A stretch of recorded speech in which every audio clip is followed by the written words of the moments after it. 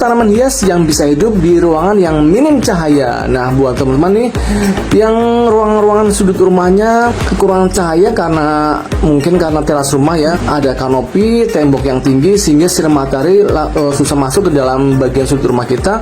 Tapi kita pengen menanam tanaman hias di rumah kita, misalkan di sudut rumah teras, ruang tamu, atau di kamar tidur, ataupun di mana aja ya, di dapur bisa. Tapi karena nggak ada cahaya masuk sehingga tanamannya biasanya akan cepat mati, pertumbuhannya kurang subur ya. Nah, 6 tanaman hias ini bisa menjadi solusi yang sangat bagus agar ruangannya tetap cantik dengan dekorasi berbagai macam tanaman hias, dan tanaman hiasnya pun tetap bisa hidup dengan subur walaupun minim cahaya. Nah, apa aja sih tanamannya? Ini dia, jangan kemana-mana, stay terus di channel ini guys. Nah, jenis tanaman hias yang pertama adalah Calathea. Ya, Calathea adalah tanaman dalam ruangan yang populer ya, karena daunannya yang sangat dekoratif serta hadir dalam berbagai pola, warna, dan bentuk yang menarik.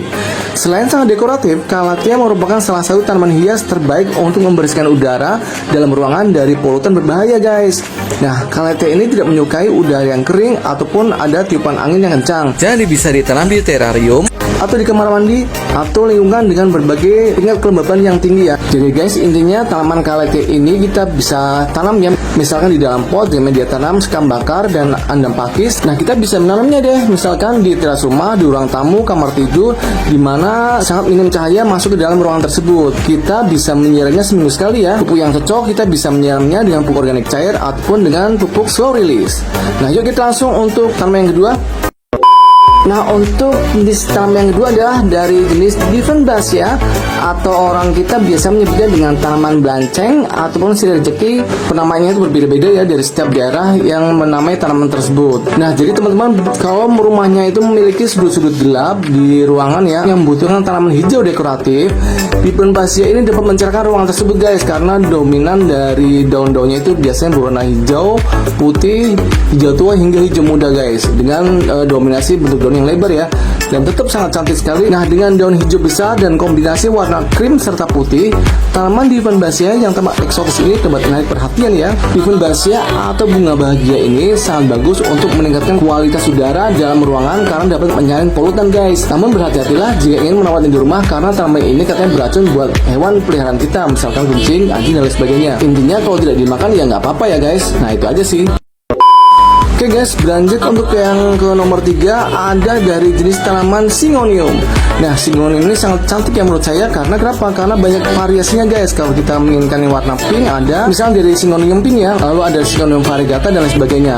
Nah, tanaman ini memiliki bentuk daun yang runcing ya, serta menampilkan beberapa ragam variasi warna dan pola yang berbeda. Saat dewasa, tanaman Syngonium ini mengembangkan kebiasaan merambat dan mudah memanjat teralis ataupun penyangga vertikal.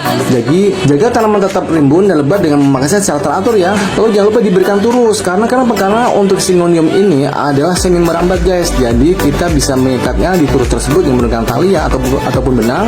Penyiramannya pun sangat mudah, bisa disiram seminggu sekali dengan pupuk Gandasil D ya untuk pemupukannya, ataupun pupuk organik cair seminggu sekali guys. Nah, oke ya. Oke guys, di urutan yang keempat ada dari tanaman jenis sirih gading. Nah, buat teman-teman nih pasti tahu dong tanaman sirih gading seperti apa. Ya, tanaman sirih gading ini yang terkenal kecantikan adalah dari jenis variegata guys. Itu sangat cantik sekali. Kita bisa menanamnya dengan menggunakan misalkan pot gantung bisa, ataupun dengan jenis turus atau tanaman vertikal ya. Hampir sama dengan tanaman Syngonium. Untuk tanaman sirih gading ini semi merambat ya jenis tanamannya, tapi bentuk daunnya itu agak sedikit lebar, tidak runcing seperti tanaman Syngonium guys. Pokoknya beda aja ya kalau teman-teman tahu untuk jenis dan karakter masing-masing tanaman ini. Untuk jenis yang paling cantik menurut saya adalah jenis variegatanya ya. Tapi untuk kemudahan dalam perawatan, menurut saya itu lebih mudah perawatan sirih gadingnya daripada untuk perawatan dari tanaman Syngonium. Tapi sama-sama cantik ya. Untuk tanaman sirih gading ini, yang penting kita siram seminggu sekali ya. Lalu bisa disiram dengan air cucian beras seminggu sekali, ataupun dengan pupuk organik cair. Nah, dijamin untuk pertumbuhannya pasti akan subur. Jangan lupa untuk dipangkas 2 minggu sekali di ujung-ujungnya agar semakin rimbun dan semakin lebat guys. Nah, oke guys, untuk yang kelima atau yang berikutnya adalah dari jenis tanaman hias Aglaonema. Nah, untuk satu ini pasti ibu-ibu di rumah atau teman-teman semua pasti udah mengenal ya untuk jenis dari tanaman yang satu ini. Karena kenapa? Aglaonema itu salah satu tanaman yang paling sangat banyak dari jenisnya guys. Baik yang warna hijau, merah, putih, pink, dan lain sebagainya. Perawatannya sangat mudah ya. Bisa ditaruh di teras rumah atau dalam ruangan yang minim cahaya. Tapi kalau pengen tumbuh subur, Lebih baik taruh di ruangan yang terbuka di mana kondisinya terang ya pada saat siang hari dan sirkulasi udara yang bagus. Dalam kondisi-kondisi tertentu di mana ruangan yang minim cahaya pun, aglonema ini juga sangat bisa hidup tetap dengan subur ya. Tentunya dengan beberapa teknik perawatan, misalkan dengan pupuk organik cair yang bisa kita siramkan seminggu sekali, ataupun dengan pupuk NPK cair yang kita bisa siramkan per 2 minggu sekali guys. Untuk media tanam udah saya sering share ya, yaitu bisa menggunakan andam pakis dan bubuk kambing dimix menjadi satu dan bisa menjadikan sebuah media tanam untuk jenis tanaman hias aglonema guys. Teman-teman bisa memilih untuk berbagai jenis dari tanaman aglonema ini mana yang paling cantik yang mau dirawat di rumah teman-teman semua. Guys, untuk yang terakhir kita bisa menanam dari tanaman yang satu ini yaitu apa? Yaitu pohon dolar. Kenapa disebut pohon dolar? Karena bentuknya sangat unik, yaitu antara jarak daun satu ke yang daun satunya itu jaraknya lumayan cukup panjang atau lebar. Untuk bentuk daunnya juga lumayan unik, yaitu bulat-bulat dan sedikit agak panjang gitu sih. Untuk tanaman dolar ini bentuk daunnya lumayan berbentuk tebal seperti halnya tanaman sukulen ya, tapi pokoknya beda deh. Teman-teman bisa hunting aja ya di toko-toko tanaman di dekat rumah teman semua, atau di toko saya juga ada ya untuk tanaman dolar ini. Nah, tanaman dolar ini sangat eksotis karena kuat ya, serta tumbuh subur di mana saja dengan sedikit perawatan.